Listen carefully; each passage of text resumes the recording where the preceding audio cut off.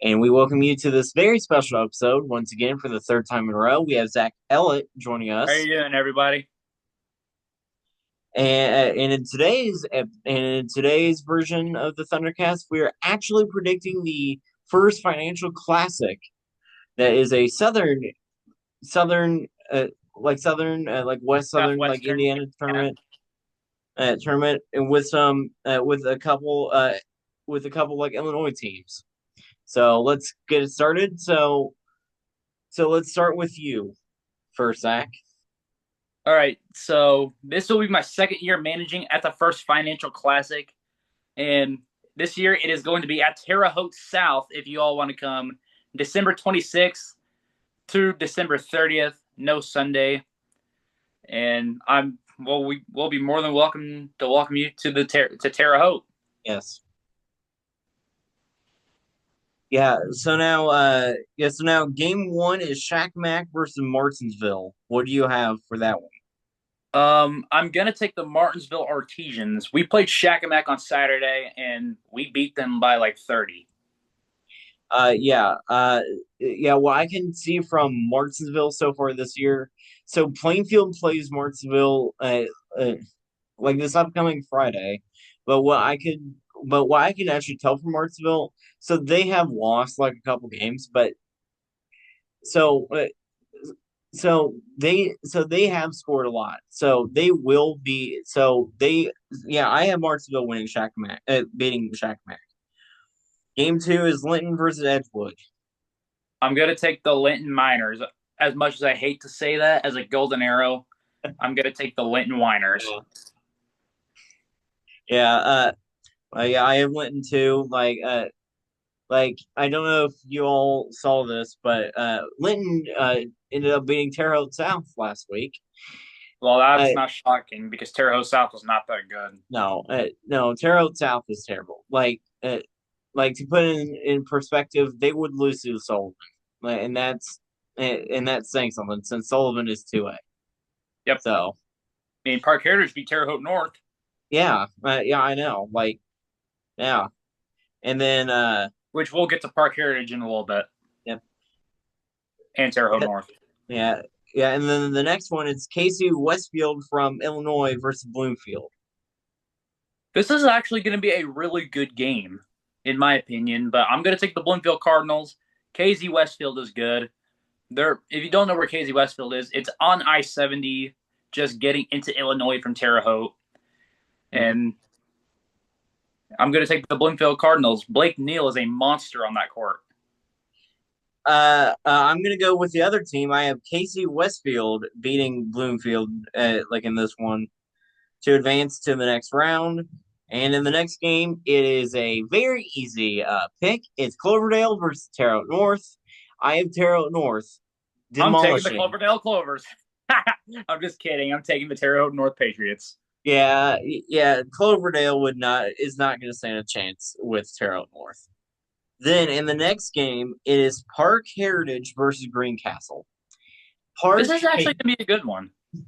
yes, yeah, it will. But Park Heritage, yeah, Park Heritage has been really good, has been really known to be really good too. And I was looking at I was looking at Park Heritage's schedule last night, and they have a couple games that could very well help them win the Class of 2A because they have to go to Fishers and they host Zionsville. Park Heritage plays Fishers, the number one team in the entire state of Indiana, and then they play Zionsville. See, I do have Fishers beating Zionsville. I have Fishers beating Park Heritage, but it's like I said on my story. Let me look. But I actually have it being a 73-57 game for Fishers. I have it being high scoring because Park Heritage is known to be good. They beat Terre Haute North, which is a very good team. Then in the Park Heritage Zionsville game, I have an upset. I have Park Heritage beating Zionsville 63-58 because Zionsville is not Fisher's good. And I don't think they're Terre Haute North good either. So Yeah, that's my take on Park Heritage. Now let's look on the other team. We got Greencastle, which they beat Clay City by a crap ton of points. But to be fair, Clay City is not that good as they were last year. Yeah, yeah, but yeah, that's fair. And then in the next one, it's South Vermilion versus West Vigo. Hold on. We didn't make our picks yet for Park Heritage and Greencastle. Oh yeah, oh yeah, sorry. I have Park Heritage over Greencastle. So do I. Uh, then in the next one, it's then it's South Vermilion and West Vigo. This is not. This is probably the worst game of the classic in my opinion because both teams Hmm. are not that good. So it's gonna be a terrible game. That it's gonna be a good one. You know what I'm saying? Yeah, it, So anyone could win this one. Like, and I'm gonna take West Vigo to win this one, in my opinion, because West Vigo beat us last year on homecoming, but South Vermilion also beat us at South Vermilion. hmm But West Vigo beat us on the road last year, so that's why I'm gonna take the West Vigo Vikings. Then in the next one, it's Northview and the host team, Terre Haute South. And just like Cloverdale Terre Haute North, this is a very easy pick. I am Northview beating Terre Haute South, and I have Northview actually pretty much as the favorite in my mind to win 3A because of St. Joe's, because of South Bend St. Joe not in 3A anymore. I have Northview beating Terre Haute South and potentially winning 3A altogether this year. I could see that is just we played Northview on Friday. They beat us by 40, mostly because our team wasn't acting like they were ready to play Northview. But I'm gonna take the Northview Knights. I think Terre Haute South will be a good fight for them, but I think Northview is gonna win by like 20 points. Yeah. Then in the next game, we have a good matchup between The Marshall Lions and the and your Sullivan Golden Arrows. and your Sullivan Golden Arrows. Uh, but what can I say? But what can I say about this game? I'm going to take Sullivan beating Marshall. Me too. I mean, of We beat course them. We beat them last year in the Classic, hmm and we got a legendary head coach in Jeff Moore. We got some great players like Cooper Buck and Paul Ridgway. hmm And last year, Marshall was cocky, which gave us a chance. hmm then that brings us to the second round of things. So through my bracket, it is Martinsville versus Linton in the second round. I I am going with an upset in this one. I have the Artesians beating the Miners of Linton. And the only reason why is because I don't think Linton can stop Grady Gardner on the Artesians. Well, you got to look on the other side, too. They got an all state player in Paul Oliver. Mm-hmm. Yeah, that's true. But yeah, I have Martinsville beating Linton. How about you? I'm actually going to go with Linton over Martinsville, mostly because Linton is known for winning, and I think they'll upset Martinsville. Yeah. Then in the next one, it is Casey Westfield. I mean, in the next one for me, it's Casey Westfield versus Terre Haute North. I have Terre Haute North winning this one because it's Terre Haute North. In my bracket, it is Bloomfield versus Terre Haute North. And I'm going to agree. I'm going to take Terre Haute North over Bloomfield. Brady Kloffenstein is a hell of a player. So does Mm-hmm. Blake Neal. I mean, what more can I say? I'm going to take Terre Haute North. Yes. Then in the next one for me, it is Park Heritage versus West Vigo. I have Park Heritage easily winning this one to advance to the semifinals. I'm going to take Park Heritage too. That's like picking Brownsburg to beat. Well, that's like picking Brownsburg to beat Westfield in football. Yeah, yeah, yeah, and it's like picking Plainfield, and it's like picking Plainfield basketball, uh, like to beat Owen Valley in basketball, Yeah, yeah, which actually, gladly for they're real. not playing each other because Owen. Which, which Owen Valley lost by 40 to West Vigo. That's sad.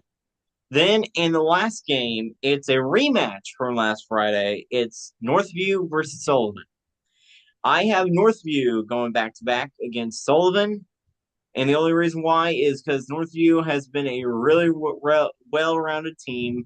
They are good enough to beat some 4A teams, but they are going to beat Sullivan. And yeah, Well, you're forgetting we have one player that came from Northview that will be mm-hmm. back for the Classic. Thank And heaven. what is his name, you might ask? Christian Bryant. Christian Bryan. Heck yeah.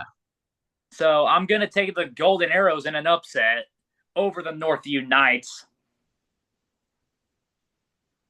Okay, then. Okay, so in my bracket, then in the semifinals, I have Martinsville versus Terre Haute North. And once again, I have Terre Haute North beating the Artesians to make it to the finals of the Classic. Me too. But my bracket is Linton and Terre Haute North, which I'm also going to take Terre Haute North because, well, who's beating Terre Haute North besides freaking Fishers? Or Park Heritage, for that matter. No, I Uh, actually think Terre Haute North will beat Park Heritage. then in the next one, for me, it's Park Heritage versus Northview. I have Park Heritage beating Northview. Um, this might sound controversial, but like this might cause some drama for those watching from Sullivan. But it's gonna be a tough matchup. But I'm gonna have to take the Park Heritage Wolves by 5. Yep. Uh, by 5. Uh, Park Heritage would be. I mean, Park Heritage is way. Park Heritage is. Park Heritage is like is winning 2A this year. They are the best team in 2A, no Yeah, question. yeah. But who do they play in their conference? South Vermilion, North That's Vermilion, Covington. Like they just that's play a fair. bunch of 1A schools. That's fair. Then then in the championship round is and then in the championship round for both of us, it's Terre Haute North and Park Heritage. I actually have Park Heritage sweeping Terre Haute North this year, just like what they did at the Gobbler games. This time, it will not be a game-winning shot. I think Park Heritage can get the gist of playing Terre Haute North. I have Park Heritage beating the Patriots. Now let's think about the Gobbler game for a second. Terre Haute North was winning the majority of the game, Mm-hmm. Yeah, and Park Heritage won by a shot. yeah, yeah. Because Terre Haute North choked. Like, yeah, yeah, they pulled a 2024-2025 Plainfield Quakers because if you remember what Plainfield did last year, Plainfield went up a lot in basketball and still lost. Like we were up on Portage by 18, we still lost. Uh, we were up 21-9 on Brownsburg in the sectional, and we still ended up losing. Now it was a close finish in both games, but we still ended up losing. Yeah, but I have Terre Haute North still not this time not choking to Park Heritage, but yeah, losing. And you have Terre Haute North beating Park Heritage, so Yep, but I'm going to take the Terre Haute North Patriots. but all I can say is that the first financial classic of a will be a classic of a tournament. And hey, guys, this is from the Sullivan manager himself. You guys are more than welcome to come down to Terre Haute Mm-hmm. to watch your boy Zach Ellett manage. And hopefully, I might get to manage with. Hopefully, I might get to have Nick watch me manage. Mm-hmm. Hopefully, hopefully, yeah, yeah, yeah. Hopefully, I would try to make it down, but I don't think I can. Uh, but You can it's make it to fine, Greencastle versus Park Heritage. maybe. But yeah, that's the first financial classic. But now, before we get off of here, let's review some of the recent games of others, like Plainfield. See, we already talked about Sullivan, but let's talk about some other mid-state games. Let's talk about some other big time games. Like this past Saturday, we saw the Snickers versus Santa shootout. We saw Plainfield play at 11:30 versus New Albany, and uh, and in the first quarter, in the first quarter, like New Albany was up 18-7 versus Plainfield, and then Plainfield just was able to match the speed of New Albany, and that pretty much hurt New Albany because Plainfield just went on a roll and won the game. Like it was looking like too that it was going to be, and it was also looking like too that the winner of that game was going to have to score over 80, but it got scrappy at the end of the game. But the Quakers won it by 10.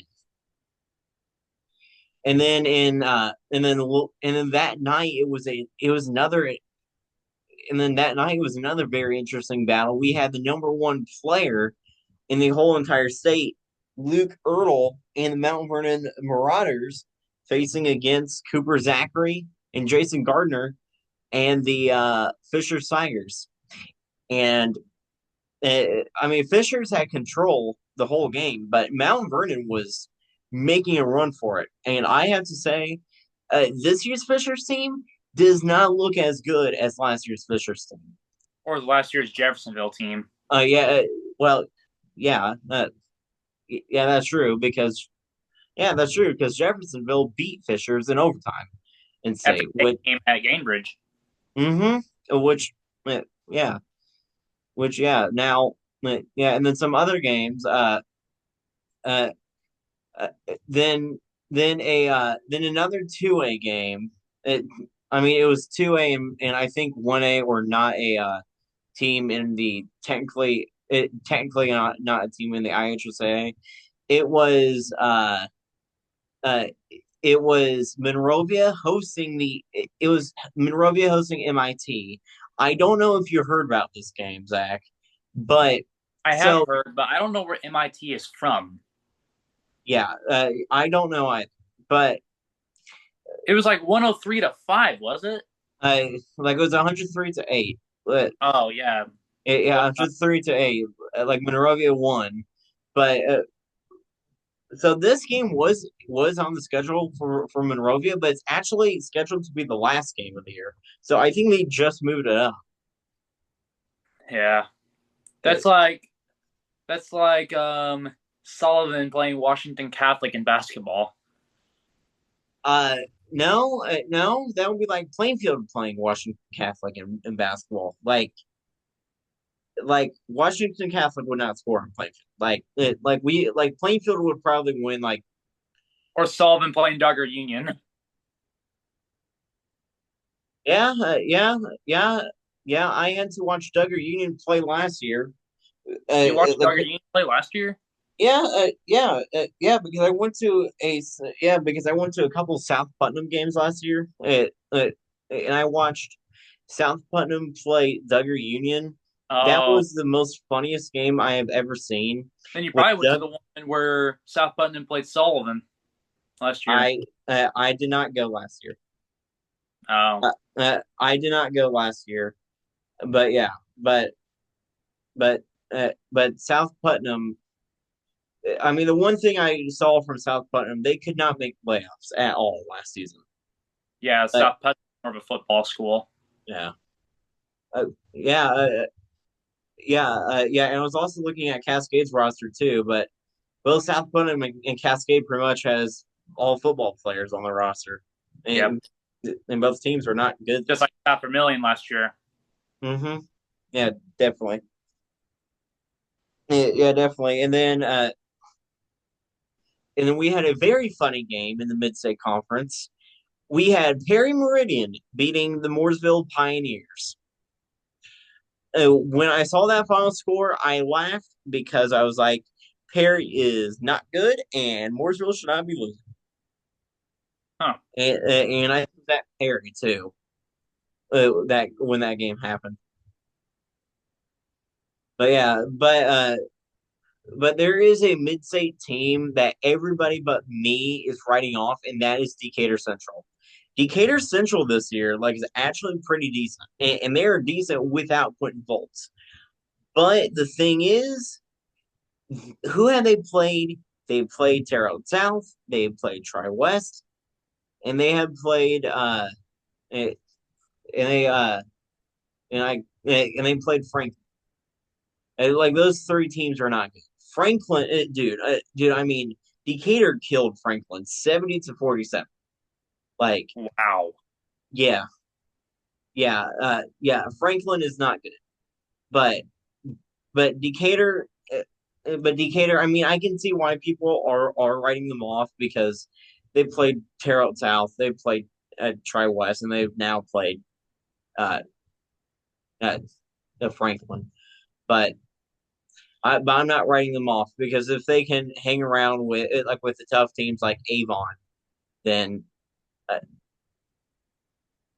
then yeah, who knows? And speaking of Decatur, I have a funny story to tell you. Uh, I don't think I've ever told anyone this like on the podcast, but back in my junior year when I was managing Plainfield, our homecoming was Decatur. So what ended up happening was during the game. So of course the rest were bad that one.